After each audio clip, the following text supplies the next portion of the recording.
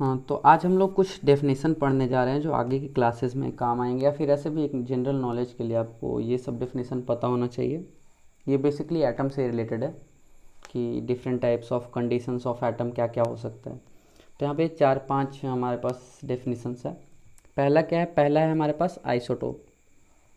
Isotope का नाम आपको सबसे ज़्यादा सुनने को मिलेगा आगे भी, और आपने शायद इसको सुना भी होगा। तो आइसोटोप क्या होता है? एटम्स ऑफ सेम एलिमेंट्स होता है ये। Atoms of same element which have same atomic number but different mass number, which have same atomic number but different mass number।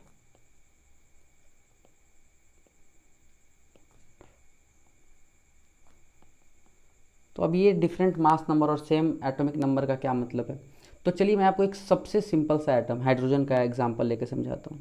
Hydrogen, ठीक है, इसका भी एक आइसोटोप, 2 आइसोटोप पाया जाता है। तो चलिए देखते हैं यहाँ पे। हाइड्रोजन 1 1, ये आपको पता है कि रिप्रेजेंटेशन कैसे होता है? 1 2 H 1 3। इसमें क्या है? Atomic number 1 mass number 1, atomic number 1 mass number 2, atomic number 1 mass number 3। इसका क्या मतलब है? चलिए डिवाइड कर लेते हैं, यहाँ पे अलग अलग कर लेते हैं। Electron, proton, neutron.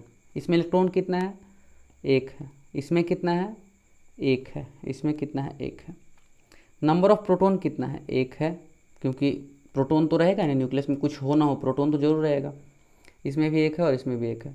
न्यूट्रॉन इसमें कितना है? 0 है, क्योंकि मास नंबर क्या होता है? Number of neutron plus proton. Number of neutron plus proton 1 है, और प्रोटॉन हमको पता है 1 है, तो न्यूट्रॉन कितना है? ये 0 है। तो यहाँ पे न्यूट्रॉन 0 है। यहाँ पे n प्लस पी 2 है और p 1 है, तो n कितना होगा? न्यूट्रॉन यहाँ पे 1 है और यहाँ पे न्यूट्रॉन 2 है। तो एक चीज़ आप हमेशा आइसोटोप में याद रखिएगा कि जो मास नंबर अलग अलग होता है वो सिर्फ और सिर्फ न्यूट्रॉन की वजह से होता है। प्रोटॉन और इलेक्ट्रॉन, हर एटम, अगर किसी भी एलिमेंट, अगर हम लोग x एलिमेंट लिए हैं तो इसके हर एटम में प्रोटॉन हमेशा सेम रहता है। प्रोटॉन स्लैश इलेक्ट्रॉन, इलेक्ट्रॉन भी सेम रहता है। न्यूट्रल एटम का हम बात कर रहे हैं, दोनों ऑलवेज सेम रहता है। सिर्फ चेंज क्या होता है? नंबर ऑफ न्यूट्रॉन चेंज करता है। न्यूट्रॉन किसी में ज़्यादा किसी में कम होता है। ये क्या बोलते हैं उसको? स्टेबिलिटी बढ़ाने के लिए होता है। ये सिर्फ चेंज करता है। ये आगे जाके आपको रेडियो एक्टिविटी पढ़ना है कि क्यों चेंज होने से कितना स्टेबल होता है या फिर अनस्टेबल होता है कोई भी एटम। तो ये सिर्फ और सिर्फ स्टेबिलिटी बढ़ाने के लिए न्यूट्रॉन चेंज होता है, जिससे कि और एटम ज़्यादा स्टेबल हो जाए। तो पहला खत्म हो गया। आइसोटोप क्या है? जिसमें कि सेम नंबर ऑफ मतलब एटॉमिक नंबर सेम हो लेकिन डिफरेंट मास नंबर हो। अब दूसरा है, दूसरा हमारे पास है आइसोबार्स। आइसोबार्स, आइसोबार्स क्या है? उसका इन्वर्स है। अभी जो हमने आइसोटोप पढ़ा उसका इन्वर्स है।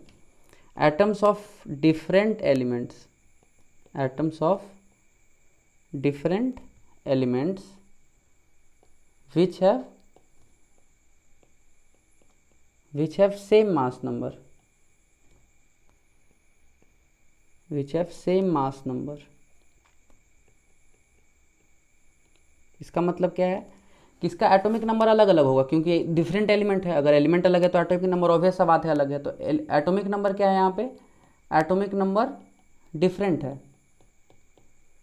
ये है डिफरेंट, लेकिन मास नंबर सेम है। ये कोइंसिडेंस होता है, ये कोई रीज़न नहीं है, इसका कोई स्टेबिलिटी या किसी भी चीज़ से लेना देना नहीं है, ये कोइंसिडेंस होता है, ठीक है ना। तो ये क्या हो जाता है? मास नंबर हो जाता है सेम और एटॉमिक नंबर डिफरेंट। जैसे कि यहाँ पे हमने क्या देखा? अभी हाइड्रोजन का केस देखा, तो इसका मास नंबर कितना है? 3 है, ठीक है ना।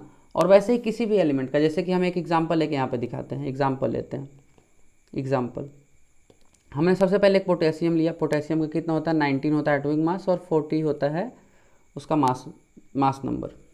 अब क्या है? आर्गन ले लेते हैं, इसका होता है 18 40। कैल्शियम ले लेते हैं 20 40। तो क्या है यहाँ पे आप देख रहे हैं, तीनों का एटॉमिक नंबर अलग अलग है लेकिन तीनों का मास नंबर सेम है। इसी को आइसोबार्स कहते हैं, जिसका एटॉमिक नंबर अलग अलग हो लेकिन मास नंबर सेम हो, ठीक है ना। यहाँ पे भी इलेक्ट्रॉन, प्रोटॉन, न्यूट्रॉन अगर हम लिखें तो क्या आएगा? इलेक्ट्रॉन यहाँ पे कितना है? 19 है, यहाँ पे 18 है, यहाँ पे 20 है। यहाँ पे प्रोटॉन कितना 19 है, 18 है, 20 है। नंबर ऑफ न्यूट्रॉन्स में हमेशा चेंज आता है, हर जगह सिर्फ नंबर ऑफ न्यूट्रॉन्स में ही चेंज आता है, चाहे वो आइसोबार हो चाहे वो आइसोटोप हो। यहाँ पे 22 है और यहाँ पे 20 है। तो क्या हुआ, देख रहे हैं ना आप, इलेक्ट्रॉन या प्रोटॉन में चेंज नहीं आ रहा है कहीं भी, सिर्फ और सिर्फ न्यूट्रॉन में चेंज आता है। ये हो गया आइसोबार। चलिए अब अगला लेते हैं। अगला हमारे पास है isotones. Isotones slash iso neutronic, ठीक है ना, आइसोटोन्स या आइसो न्यूट्रॉनिक। ये क्या है, जिसमें कि सेम नंबर ऑफ न्यूट्रॉन्स हो, elements having same number of neutrons, elements having same number of neutrons.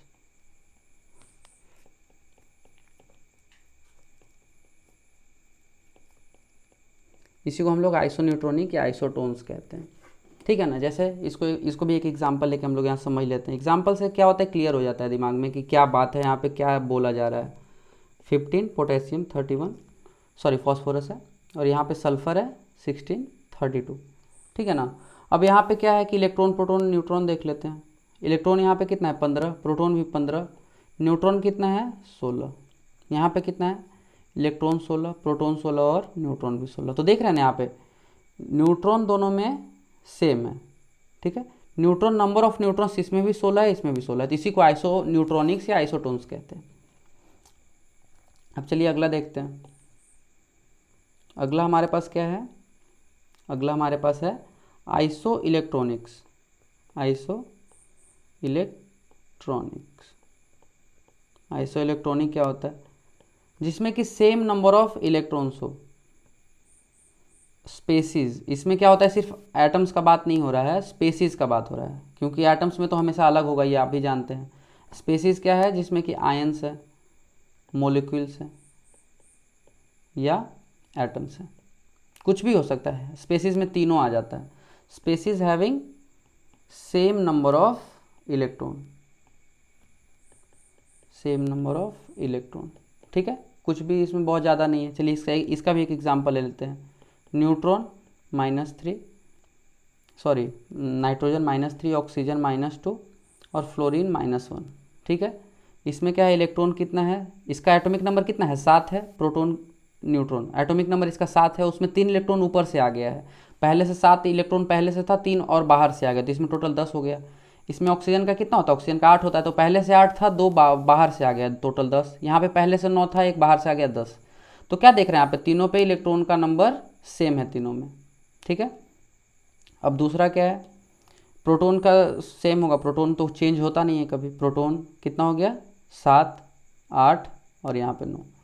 यहाँ पे नंबर ऑफ न्यूट्रॉन्स कितना है वो यहाँ पे ज़रूरत भी नहीं है जानने का आपको, सिर्फ आइसो इलेक्ट्रॉनिक्स में सिर्फ आपको इलेक्ट्रॉन पे कंसंट्रेट करना है कि इलेक्ट्रॉन का नंबर तीनों में सेम होना चाहिए।